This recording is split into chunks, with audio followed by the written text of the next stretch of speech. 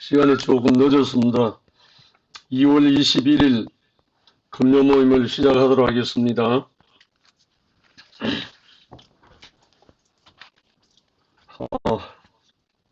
지난 일주일 동안 저녁에 좀 일이 있어가지고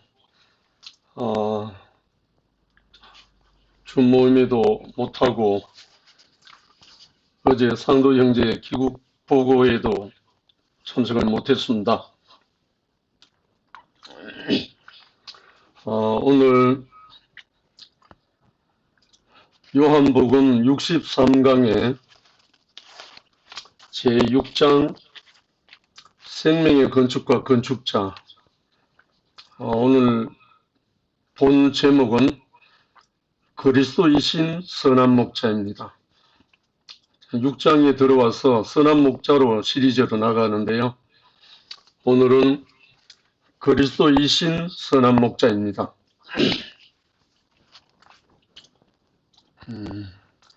본문 말씀은 요한복음 10장 22절로 24절 함께 읽겠습니다. 예루살렘에 수전절이 이르니 때는 겨울이라.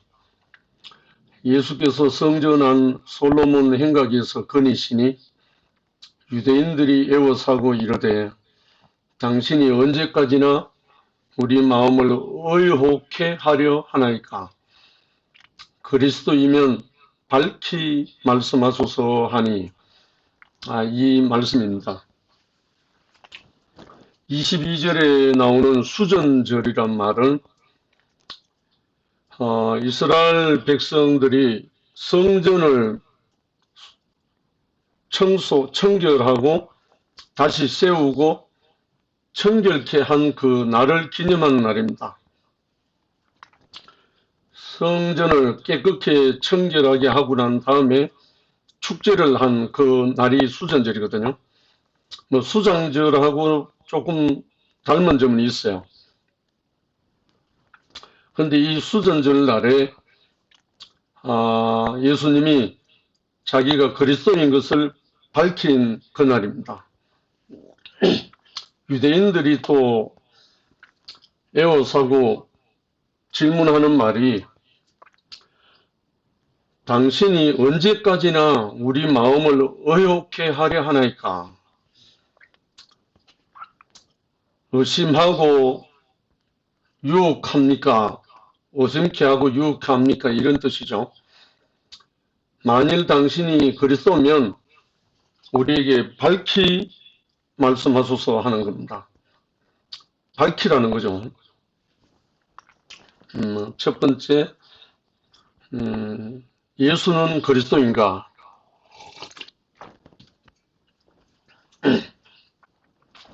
그리스도인지 밝히 말하라는 이 질문은 당시에 예수를 만난 사람들 공통된 의문이고 요청이었다.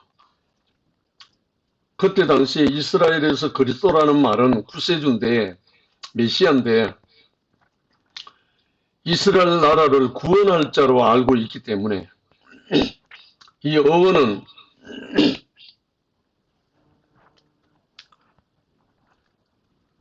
다윗 왕이 이스라엘을 이방들을 다 평정해서 나라를 통일왕국으로 세웠잖아요. 일명 이스라엘에서는 예수님이 오기 전까지는 다윗을 그리스도라고 했습니다. 왜냐하면 이스라엘을 회복하고 나라를 건국하고 이방 나라들 다 평정을 다 했기 때문에 그래서 그리스도라고 했죠. 그래서 지금 예수님이 예루살렘 성전에 행각에 거니실 때 이때도 이스라엘이 로마의 지배를 당하고 말로 다 할 수 없는 고난과 핍박과 그런 상황이 있었죠. 그러니까 모든 사람들이 그리스도가 나타나기를 고대하고 있던 그때죠. 이때 이 사람들이 기다리는 그리스도는 자기 이스라엘 민족을 해방하고 자기 이스라엘 나라를 회복할 그런 사람을 기다리는 겁니다. 그래서 당신이 그리스도이면 밝히 말하라는 거죠. 아마 이거는 개념의 차이는 있지만 모든 민족이 다 동일합니다. 우리나라도 일본 식민지 치하에 있을 때 우리나라를 구해줄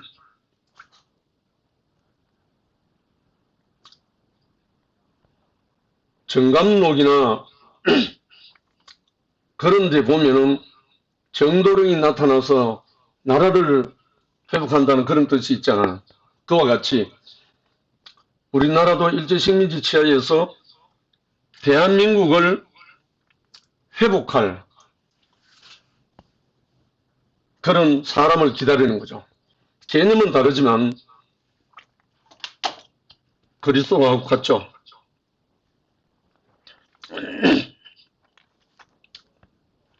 자꾸 전화가 왔어요. 제가 지금 전화가 해킹되고 나니까 연락처가 다 사라지고 없어요. 그래서 뭐 어떤 전화가 오는지 모르기 때문에. 이런 이스라엘은 나라와 민족을 구원할 그리스도를 기다리고 있었다. 이러한 사상이 다윗 왕조가 멸망한 후에 절실한 현실 문제가 된 거죠. 로마의 속국으로 되어 있었으니까요. 그 다음에 이스라엘은 구원을 받기 위해 메시아를 대망함, 크게 기다린다는 거죠.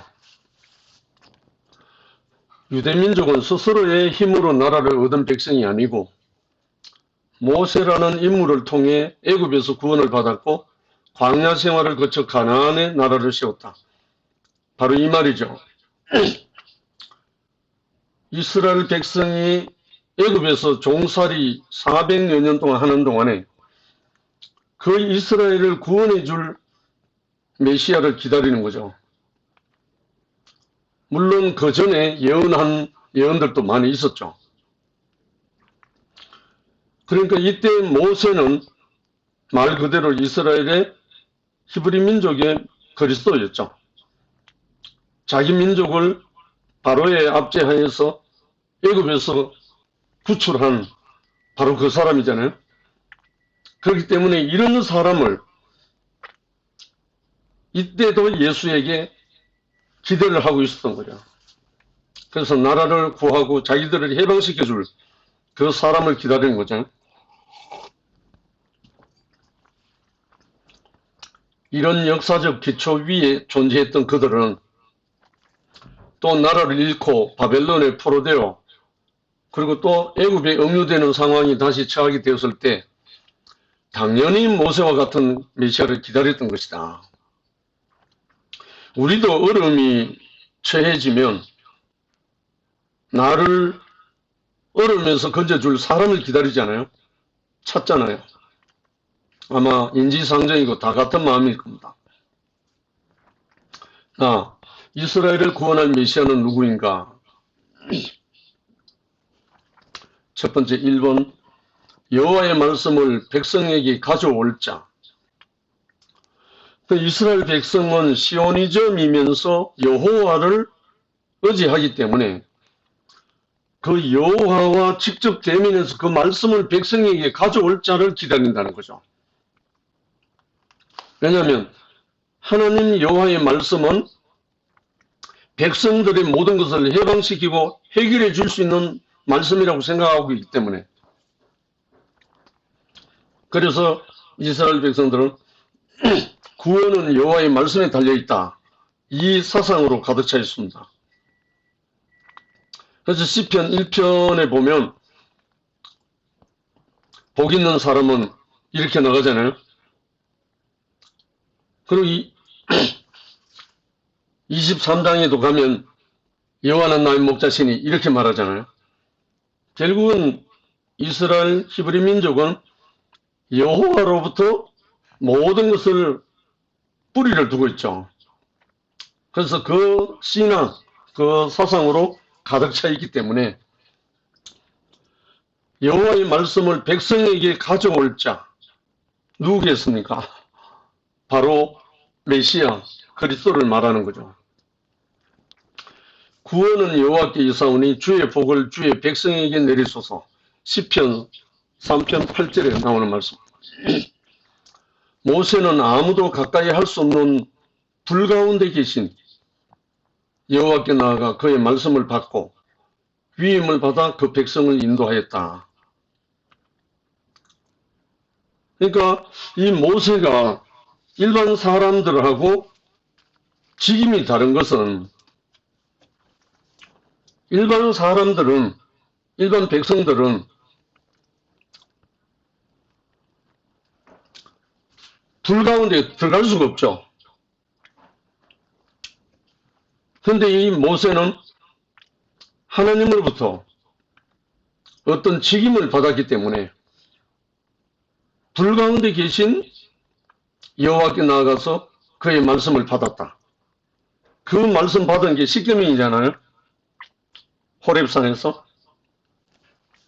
그 십계명을 받아서 백성을 인도했잖아요. 가나안 땅 들어가기 직전까지 이스라엘 백성을 출애굽시켜서 인도자가 됐죠. 유대인들은 그와 같이 하나님의 말씀을 가져와서 백성을 구원하고 인도할 자를 기다렸던 것이다. 그러니까 어려우면 어려울수록 더 이런 사람을 기다리는 게 사람들의 마음이죠. 유독 이스라엘 히브리 민족만 그런 게 아니고 다른 모든 사람들도, 다른 어떤 이방인들도 어떤 신을 섬기는 근거는 다 마찬가지잖아요. 사람이 할 수 없는 일을 믿고 의뢰하는 거죠. 여호와는 모세에게 너의 형제 중에 너와 같은 선지자 하나를 세워서 내 말을 그의 입에 두겠다고 하셨다. 이게 벌써 신명기 18장 15절로 20절에 나와 있습니다. 이 말씀이 메시아를 말하거든요. 그리스도. 이게 이루어진 게 그리스도 예수잖아요. 여호와 하나님이 모세에게 너의 형제 중에 너와 같은 선지자 하나를 세워서 내 말을 그의 입에 두겠다고 하셨다. 그러니까 여기서 이제 우리가 간과할 수 없는 게 깊이 묵상할 수밖에 없는 말씀이 뭔가 하니까 모세는 불 가운데 하나님께 여호와께 들어가서 말씀을 받았다는 거예요. 근데 일반 모든 백성들이 그렇게 할 수 없잖아요. 그래서 이제는 형제 중에 너와 같은 선지자 하나를 세워서 내 말을 그의 입에 두겠다. 불 가운데 말씀 받는 게 아니고 입에서 나오는 말씀을 들을 수 있도록 하겠다 이 말이거든요. 그럼 결국은 인자를 말하죠. 인자. 하나님께서 성령으로 인치신 자, 너는 내 것이라 한 그 사람, 그 인자를 두겠다는 거죠. 다시 한번 너의 형제 중에 계속 전화가 왔어요.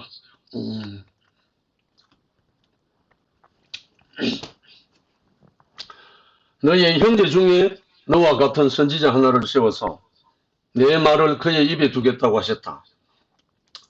불 가운데서 말씀하지 않고 모든 사람이 쉽게 들을 수 있도록 사람의 입으로 말씀하시겠다고 약속하셨다. 근데 이게 이 대목에 들어가면 우리 생각나는 거 있잖아요. 예수님이 성령에 이끌려 광야에 가서 마귀에게 시험을 받을 때 첫 번째 시험이잖아요. 내가 만일 하나님의 아들이거든 이 돌들로 떡덩이가 되게 하라.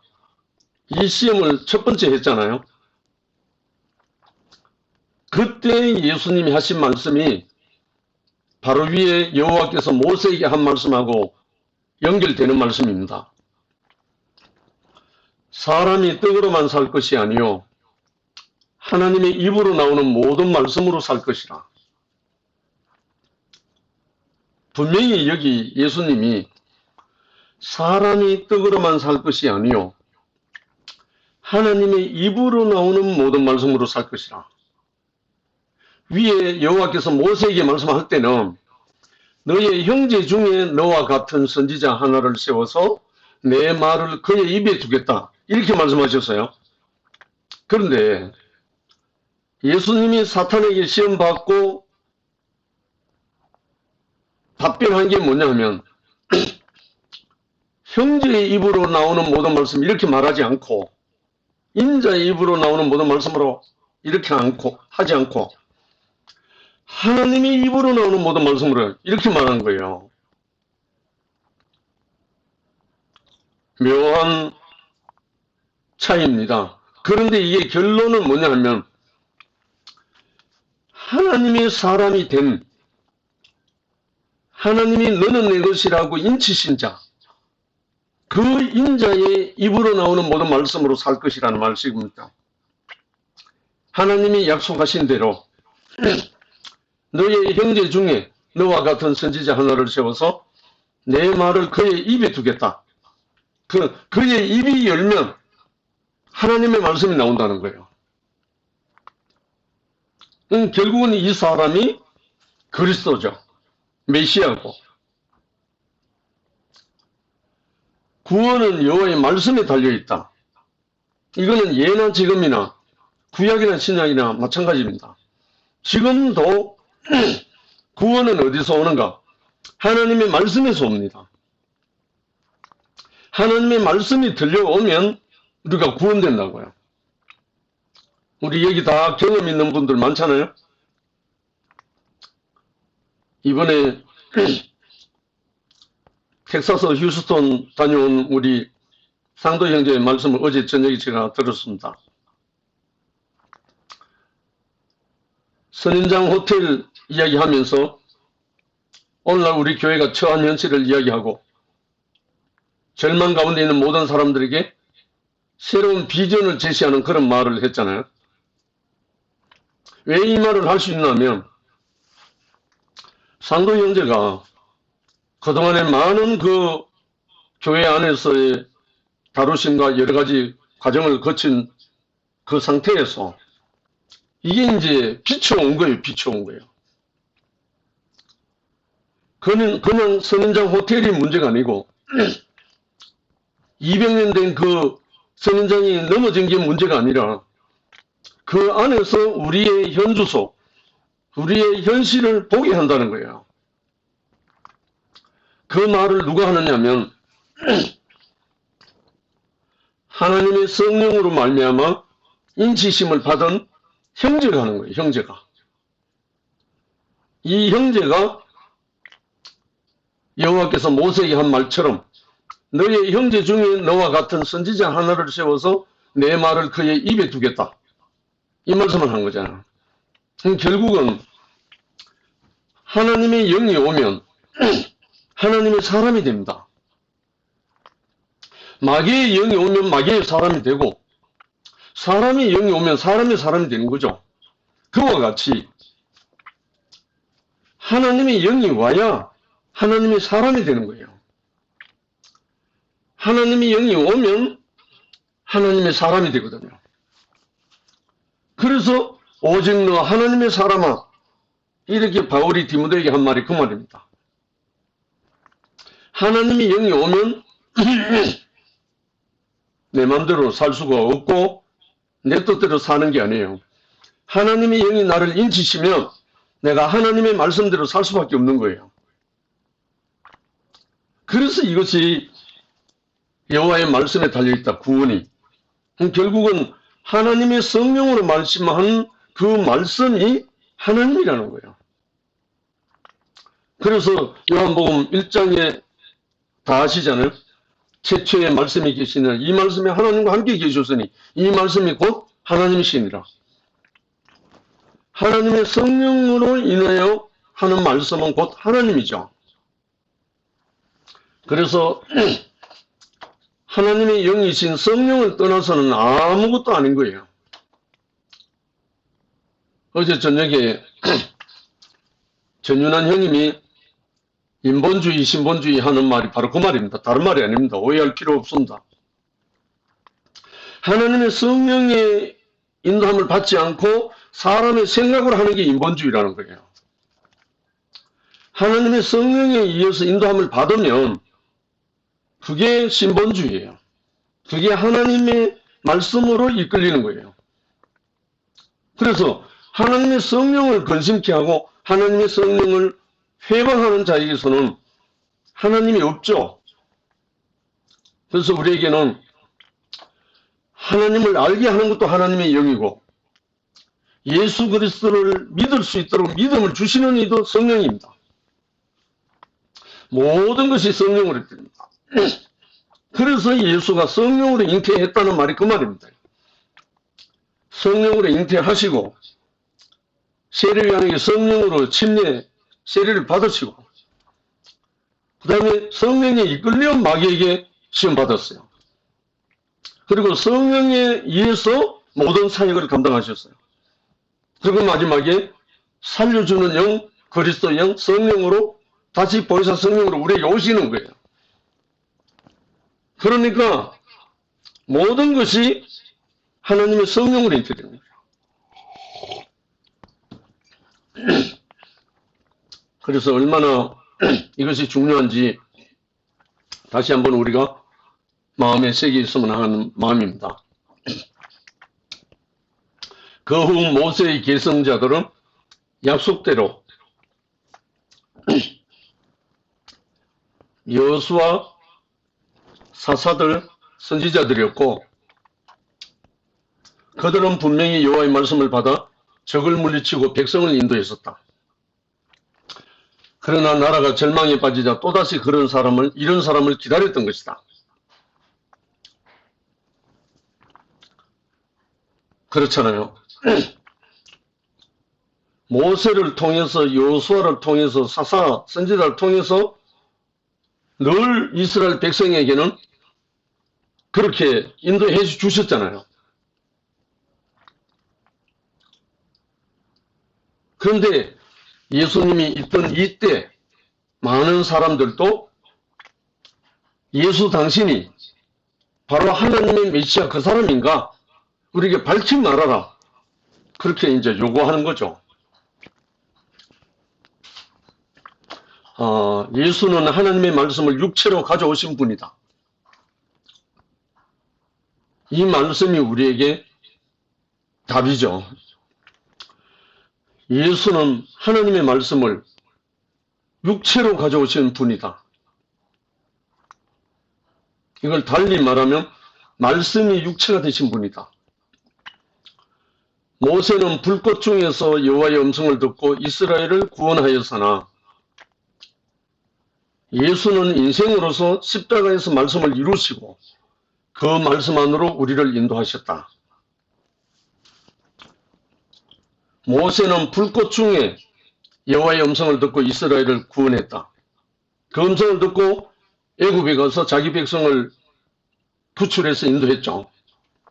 그런데 예수님은 그냥 자기 인생으로서 십자가에서 말씀을 이루시고 그 말씀 안으로 우리를 인도하셨다. 그래서 예수님이 누가복음 9장에 하신 말씀 그 말이십니다. 아무든지 나를 따라오려거든 자기를 부인하고 날마다 제 십자가를 지고 나를 쫓아라. 이렇게 말씀하셨거든요. 그게 이제 요한복음 3장 4절에 나오는 그 말씀하고 동일한 말씀입니다. 모세는 광야에서 노뱀을 든 것 같이 인자도 들려야 하리니 이는 믿는 자마다 멸망치 않고 영생을 얻게 한다. 이 말씀이잖아요.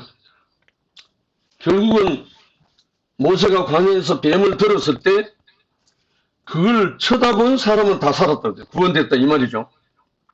이와 같이 인자도 들려야 하리니 인자인 예수도 십자가에 높이 들려야 하리니 인자를 믿는 자마다 영생을 얻는다 이 말입니다. 그럼 이걸 이거는 말이 아니고 어떤 사람들의 설교도 아니고 이거는 체율입니다. 체율. 몸으로 경험하는 겁니다. 이 십자가는 말이 아니거든요. 몸으로 체율하는 겁니다. 경험입니다. 그럼 거기에서 하나님의 능력이 나타나는 거죠. 십자가의 능력이 나타나는 거죠. 이 말씀은 이스라엘이 얻은 나라보다 더 온전하고 영원한 나라로 인도하는 말씀이다.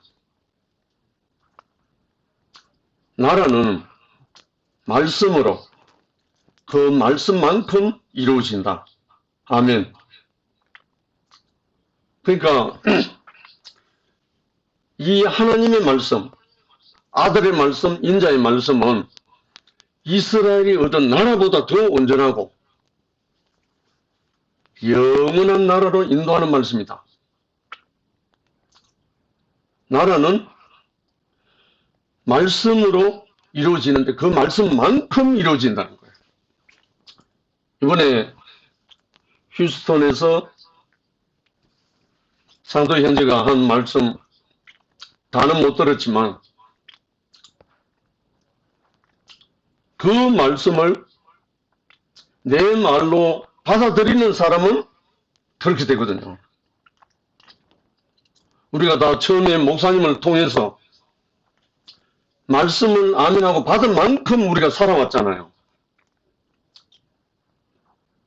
저는 대구교회를 만나고 이 목사님을 만난 후에 이 말씀 외에 다른 건 아무것도 먹지 않았습니다.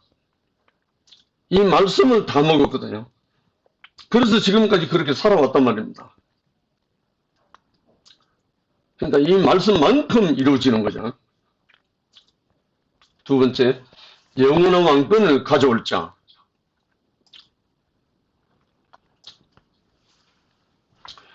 근데 세상 왕국은 영원하지 않다.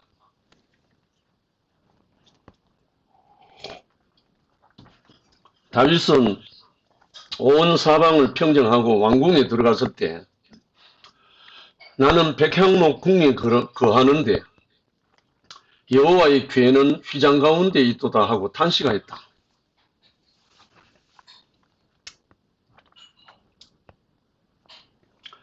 이런 다윗의 마음을 아시고 내가 너를 위하여 집을 이루고 내가 조상들과 함께 잘 때에 내가 내 몸에서 날 자식을 내 뒤에 세워 그 나라를 경고케 하리라 하셨다. 자, 이 대목이요. 다윗이 이방 민족들 사방 다 평정하고 왕궁에 이제 들어갔죠. 그래서 고백한 게 나는 백향목 궁에 거하는데 여호와의 법궤는 법궤입니다. 십계명이 들어가는 그 법궤 휘장 가운데 있도다. 장막 가운데 있도다 하고 탄식했다는 거죠. 처음으로 짜여진 그 다윗은 왕궁에 거하고 있는데 하나님의 법궤가 휘장 가운데 있다. 이거는 함부로 어떻게 할 수 없거든요. 하나님이 지시가 있어야 옮길 수도 있고 보관할 수도 있기 때문에 이런 다윗의 마음을 아시고 하나님이 축복하신 겁니다. 앞으로 이루어 주실 일을 내가 너를 위하여 집을 이루고 내가 조상들과 함께 잘 때에 조상들에게 잘 때 죽는다 이 말이죠. 내가 너 몸에서 날 자식을 내 뒤에 세워 그 나라를 경고케 하리라. 야, 이걸 보면 다윗의 자식이라고 말했습니다. 다윗의 자식, 내 몸에서 날 자식이라고 했습니다. 마태복음에 보면 이런 말 있죠. 아브라함과 다윗의 자손, 이렇게 나와 있죠. 아브라함과 다윗의 자손, 누굽니까? 예수 그리스도를 말하고 있습니다. 혈통으로는 그렇다는 거죠. 영으로는 하나님의 영으로 낳지만, 생명으로 낳지만 혈통으로는 다윗의 자손이라는 겁니다. 그래서 그 자식이 그 나라를 경고케 하리라.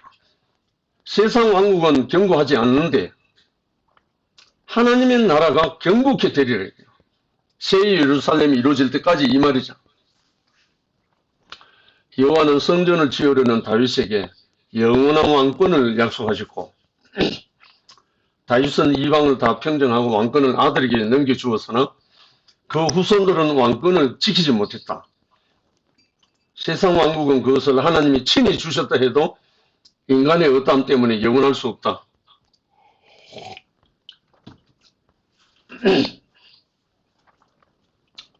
참 어쩔 수 없는, 왜냐하면 그 왕권을 지킬 사람이 있어야 되는데 하나님이 주신다 해도 지킬 수 있는 사람이 없으면 못 지킨다는 거예요.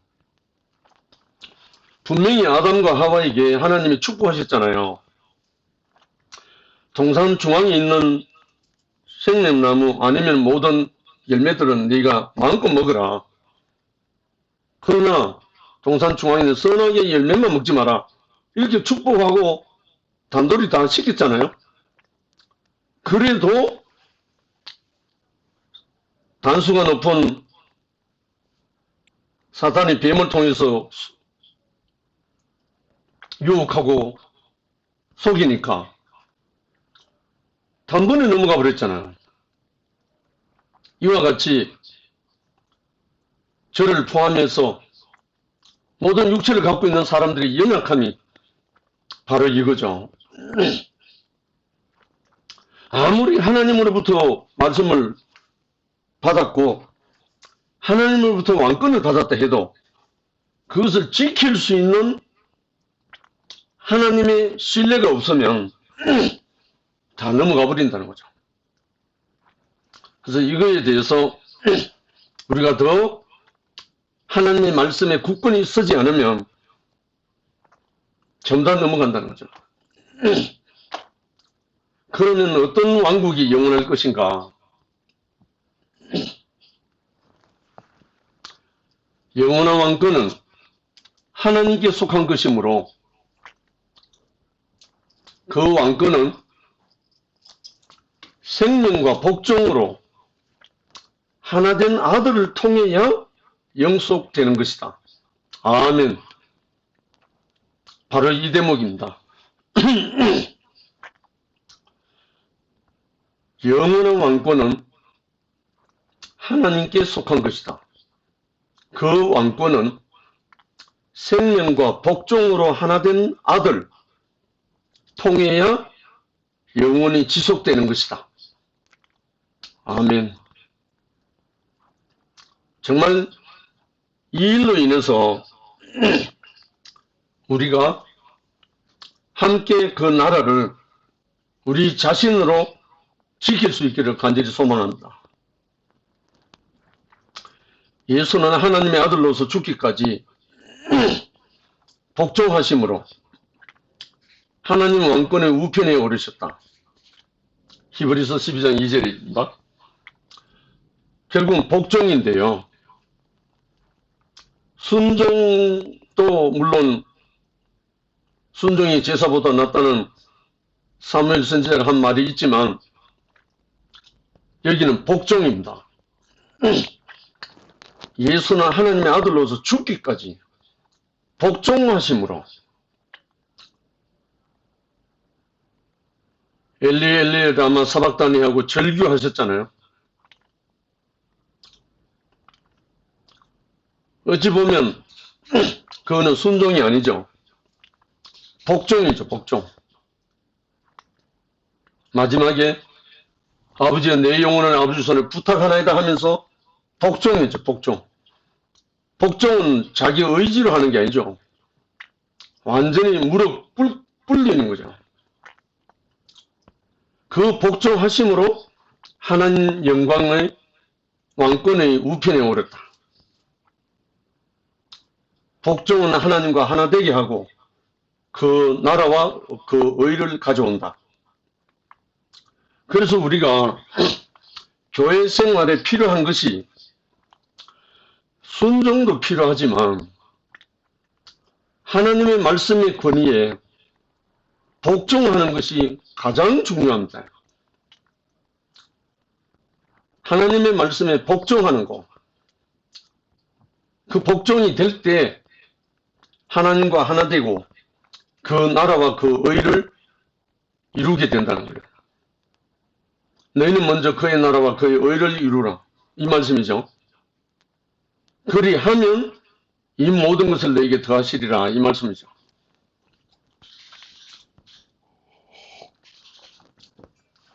세 번째, 여호와의 종으로서 백성의 죄를 짊어질 자.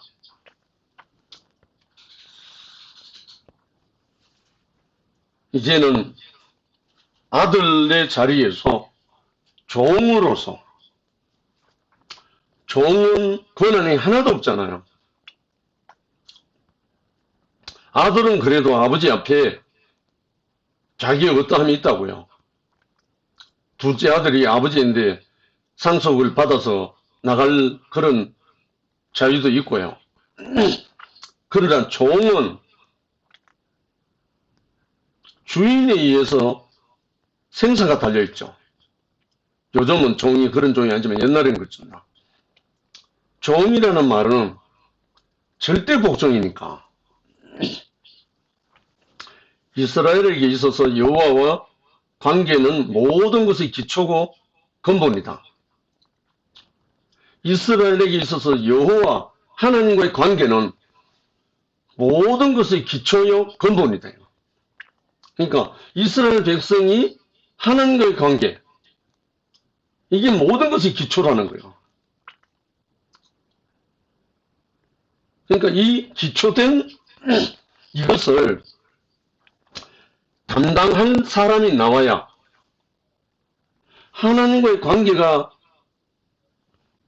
절대적으로 근본 기초로 되어 있는 그 사람, 하나님과의 관계가 절대적으로 기초가 된 그 사람이 나와야 백성의 죄를 담당할 자가 되고 구원이 된다 이거예요.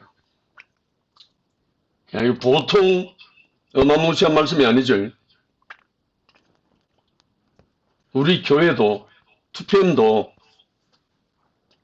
하나님 관계가 절대적인 관계가 된 그 사람이라야 모든 사람에게 구원자가 된다는 거예요. 인도자가 된다는 거예요. 완전한 축복이고 완전한 책임이죠. 이사야는 여호와의 종은 고난을 당하고 그 영혼을 속건 제물로 드리기에 이러면 그 씨를 벌 것이고 그의 손으로 여호와의 뜻을 성취하리라는 약속을 받았다. 속건 제물, 속건제. 죄를 사하는 제물이죠. 속죄제도 있고 속건제도 있고 화목제도 있고 소제도 있고 다 있는데 여호와의 종은 고난을 당하고 그 영혼을 속건 제물로 드리기에 이르면 거기에 이르면 그 씨를 볼 것이다. 그 생명의 씨를 받을 것이란 말이죠. 절대 복종하는 그에게서 씨, 모든 생명의 가장 근본, 가장 기초는 씨죠, 씨. 그 씨를 본다는 거예요. 이 영혼은 영생의 씨를 그가 본다는 거예요. 자기가 가진다는 말이거든요. 그래서 그의 손으로 여호와의 뜻을 성취한다 이게 약속을 받았다.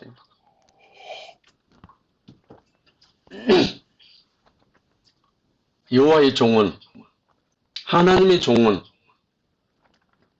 고난을 당하고 그 영혼을 속건 제물, 죄를 사하는 그 제물로 드리기에 합당하게 이르면 그 생명을 받는다. 그 생명의 씨를 받는다는 거예요. 그럼 씨를 받은 사람은 그 손으로 여호와의 뜻을 성취한다는 약속이라는 거예요. 이것이 우리에게 축복입니다. 우리에게 절대 복종하는 만큼. 이게 누구였나 하면 예수 그리스도란 말입니다. 예수는 우리 죄를 담당하셨다. 가장 기초인데 예수는 우리 죄를 담당하셨다. 할렐루야입니다. 그런데 우리 죄를 담당하셨다 이 말을 다른 말로 말하면 뭐죠? 대속주입니다. 엄청난 말입니다. 이게. 예수는 우리 죄를 담당하셨다. 대속주. 근데 김천 목사가 대속이라는 말을 한마디 했다고 해서 쫓아냈어요. 구속이라고. 이런 말도 안 되는 일이 일어난 겁니다. 대속주가 있어야 구속이 되죠. 예수는 우리 죄를 담당하셨다. 담당하셨기 때문에 그 예수 안으로 우리를 이끄셨기 때문에 우리가 구속이 되는 거잖아요. 대속과 구속은 손바닥과 손등입니다. 이걸 신모태에서 부정했기 때문에 이 사달이 난 겁니다. 교회가 그래서 나눠진 겁니다. 예수는 우리의 죄를 담당하셨다. 6월절 어린 양입니다.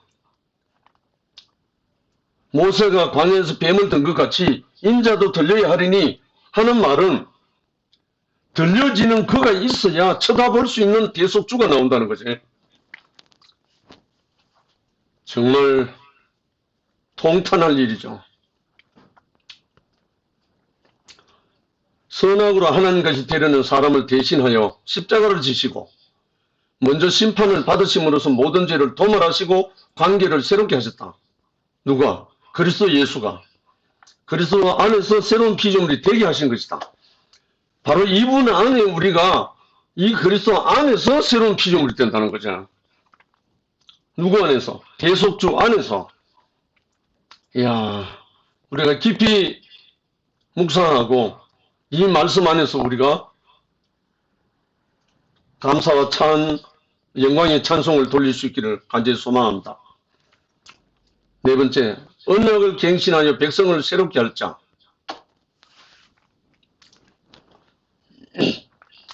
옛 언약인 율법의 규례들 아래서 백성은 여호와의 뜻을 따르려고 해도 따를 수 없다는 것이 판명됐다. 사람의 생각과 마음 안에는 여호와의 법과 마음이 없기 때문이다. 아멘입니다. 선악과로 점령된 사람 안에 어떻게 하나님의 법, 하나님의 마음이 있겠습니까? 선악과라는 자체가 내가 높아지고자 하고 하나님까지 되려고 하는 그 속성이 들어있는 게 선악과인데, 선악과에 점령당한 사람이 어떻게 그 마음에, 생각에 하나님의 법과 하나님의 마음이 있겠어요? 이거는 어불성설이죠. 그래서 하나님의 영, 성령이 아니고는 골백번 죽어도 안 된다는 거예요.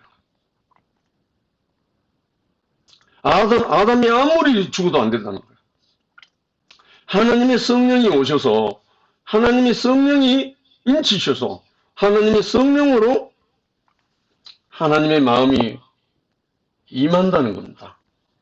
너희 안에 이 마음을 품으라 곧 그리스도 예수의 마음이니, 이 말을 한 사람이 바울인데요. 바울은 성령으로 점령당한 사람입니다. 그래서 예수 그리스도의 마음을 바울에게 있었던 것입니다.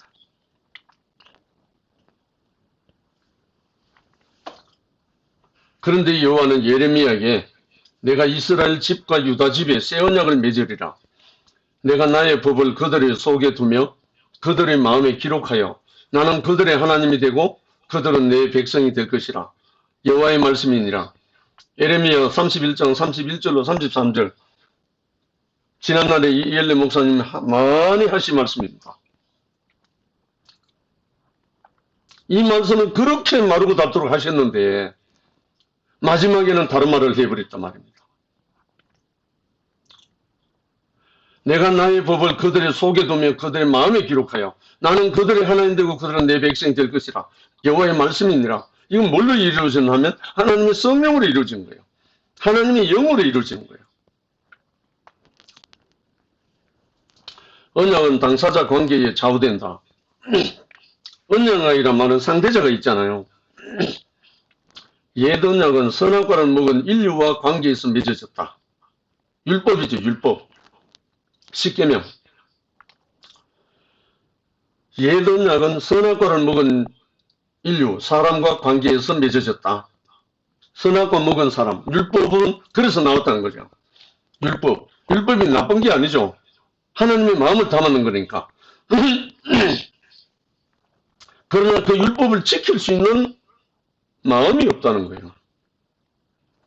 아무리 힘쓰고 애쓰고 노력해도 율법을 지킬 수가 없다는 거예요.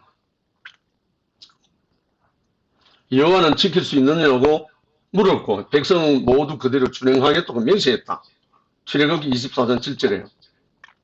그래서 언약이 맺어진 것이다. 그런데 그들의 완악함, 선악과의 거역함이죠. 이날 지켜지지 못했고 맹세와 심판과 은총이 반복되는 악순환을 면할 수 없었던 것이다. 구약의 역사, 이스라엘 구약의 역사가 우리 2조 500년도 마찬가지죠. 수많은 왕들이 범죄 투성이죠. 그와 같이 이스라엘의 왕조들도 보면 완전히 이방 신상을 섬기고 이방신을 섬기고 우상을 섬기고 악을 행하는 것이 진절머리 날 정도로 다 나와 있잖아요. 왜 그런가? 선악과에 찌들려 있게 되니까 나오는 게 그거밖에 없다는 거예요. 선악과를 먹고 선악과가 성령으로 씻음 받지 않은 상태에서는 나오는 게 선악과밖에 안 나오잖아요. 어쩔 수 없잖아요. 그래서 하나님이 그리스도 예수를 이는 내 사랑하는 아들 내 기뻐하는 자라고 인치시고 그를 마지막에 십자가에서 또 제물로 대속 제물로 속건 제물로 들으시고 그 후에 아버지께서 내 이름을 보내실 성령 그가 성령 보혜사 성령 그가 너에게 임하리라 이 약속을 하신 겁니다. 결국은 하나님의 성령이 오시지 않으면 선악과에 점령당한 사람에게는 구원도 없고 대책이 없습니다.